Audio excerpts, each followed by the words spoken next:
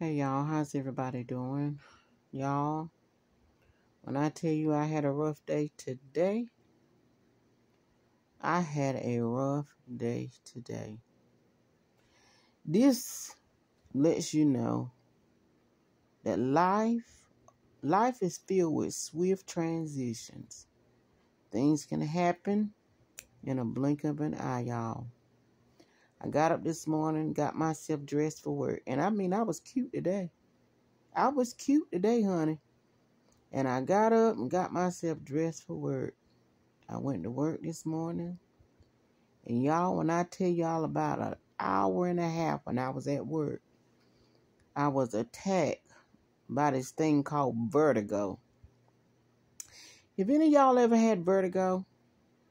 Well, if you've had vertigo, you know what I'm talking about, baby. So I left my workstation to go do something else for somebody. And on my way walking to go do something else, y'all, the vertigo just fell on me. And I maintained it a little bit. I know what it was because I've been attacked by vertigo before, but it's been years ago. I know it's been over 6, 7, probably even 8 years ago that I had an attack of vertigo. And it happened at my job too. I had pulled up to my job then, and when I pulled into the parking lot, baby, the whole building, the building, my car, and the whole ground, everything was just spinning around. So I let it calm down a little bit. And it's hard to get vertigo to calm down because the more you close your eyes, the worse it gets. But anyway, so I felt it coming on today. I said, oh, Lord, I think this is vertigo. Because I started having light dizzy spells. Just being real dizzy. And then I started feeling nauseated because it comes with nausea. So I went in the bathroom and I threw up. Just white clear. Sorry, so graphic. But I just threw it. I hadn't ate any breakfast or anything because, I'm not really a breakfast person. So I know that didn't have nothing to do with it. I knew this was vertigo because of the dizziness and the nausea. So I went on my first break a little bit early. I asked my supervisor, was it okay if I go on my first break? I didn't let her, her know that I was having an attack of vertigo at that time. So I said, well, maybe if I go sit in my car and get some cool air on me, because it was cold this morning, but the cold felt good because I was hot. I started sweating. I was hot. I said, well, maybe if I sit in my car a little bit, it'll die down. But when you got vertigo, like I said, the more you close your eyes, the deeper you start to spin and spin and spin. So it's like you really got to, for me, this is how I dealt with it. I had to really stretch my eyes just to keep them from not even being blinked too long. And baby, I know if anybody was looking at me, I know they thought I had done a smoke something. But anywho, I said, well, you know what?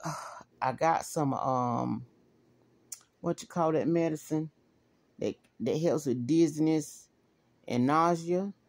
I had one of them. I had a thing of those. I keep medicine, y'all. So I had a thing of those, so I took one. What is that medicine called? Y'all know what I'm talking about. You take it, sometimes you get ready to get on a plane or something. They help you with dizziness and stuff. So I took one of them, and I drank me some cool water. So I said, well, I'm going to go back to my workstation and just maybe it'll die down. By the time I can get to my workstation, I went to go sit in the back office. So I said, by the time I could get to my workstation, it had already fell on me walking to my workstation. I said, well, let me go back here and try to sit a little bit. So I went to the back office to try to sit down so, to see if it'd go away. But like I said, when you try to rest your eyes, the worse it gets. So I said, you know what, let me just move around. So I got up and started walking around, went back to my workstation. And baby, when I tell you, I feel like I was getting ready to throw up again and things were spinning around, honey. I said, you know what, I can't do it. And I didn't want to leave work because when you leave work, you accumulate points. But I went and I spoke with my supervisor. I said, look, I'm having a spell of vertigo. And she was saying she thought that she probably had a spell of vertigo before too. Because she said she's had to actually grab hold to the wall one time. I said, well, honey, it ain't no joke. And I said, I got to go. I can't stay. And I couldn't, y'all. I tried my best to stay because I didn't want to leave work because I don't want to accumulate no points. But, baby, I couldn't help it. So I got in my car. She asked me, you okay to drive? You know, I said, yeah, I'll be fine. But actually, I shouldn't have drove home. I really shouldn't have. But she said, well, call me and let me know when you make home. You know what? I thank God for my supervisor because she didn't give me no hard time. You know, some supervisors say, well, what's wrong? You think if you do this? Well, how you feeling? Well, you know what I'm saying? They harass you about how you feel and harass you about leaving work because they care more about the work, which I know it's a business, and sometimes they don't care about how you're actually feeling. Now, if I wouldn't have left and if I would have been harassed, baby, I would have ended up falling out in that place. They would have had to call the ambulance to come get me.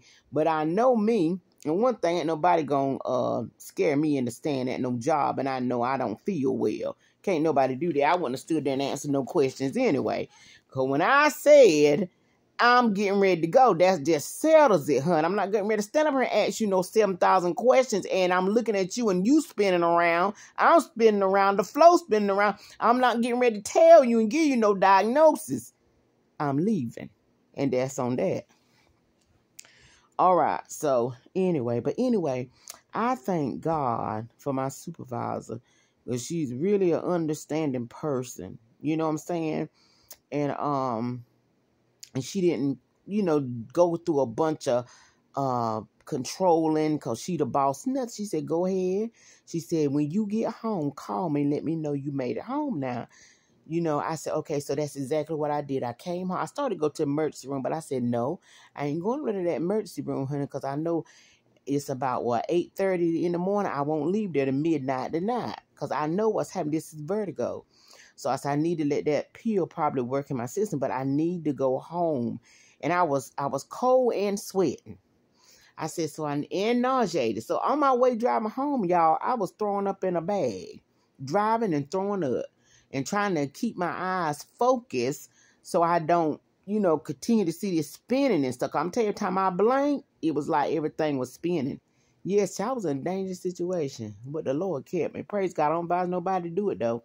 But I think I don't live too far from my job, too. Thank God for that. But, y'all, I got home, took off my, you know, undressed and everything, put on my pajamas. I got me some cool water, drank that, and I just bundled up in my blankets. And I sat up straight. I couldn't lay down, so I sat up in my couch straight. And I just kept trying to hold my head, you know, up straight and sit down. And then I just closed my eyes and I just let the dizziness and all that just run its course. I was feeling like I was just really tired. So I let it just run its course. And before you know it, y'all, I had fell off to sleep. So when I woke up, I felt so much better. But y'all, that was so hard. And I just slept mostly today. I just slept. That's all I did. I'm in the bed now, child. And I just slept for the most part of the day. And I was looking it up. You know, it said it's got something to do with your maybe fluid in your ears, or you may be low on potassium. But I've been eating a few bananas, not a lot, but just a few. But something to do with your inner ear. So I don't know, but that's what I had looked up and seen what actually causes vertigo. But it is so horrible, y'all. It is so horrible. That's what I'm saying. Things can happen in a moment, in a blink of an eye. You know, you playing your day, you're doing well, and next thing you know, you're not doing so well. And that's why I always try to, and it reminded me of the gospel, how while you have an opportunity to accept Christ. Because there's going to come a time when you won't be able to do it. You know, things could have really, you know, what if that vertigo would have got so bad that it actually caused me to have an accident? and I would no longer be here. Just that quick, you know, because I'm telling you, it just came out of nowhere. One moment I was fine, the next moment, baby, everything was spinning. I was nauseated, you know, just horrible feeling.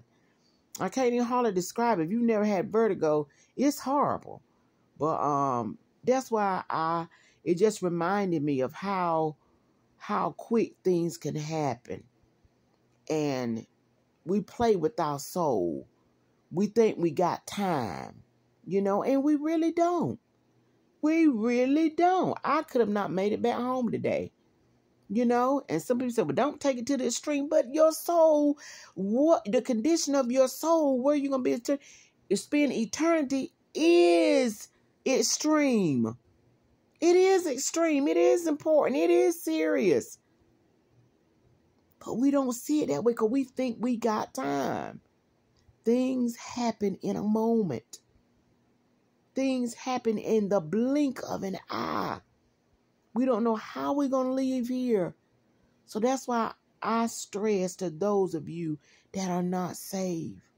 You have not repented. You have not given your life to the Lord. You walk around here talking about, oh, I got my own relationship with God.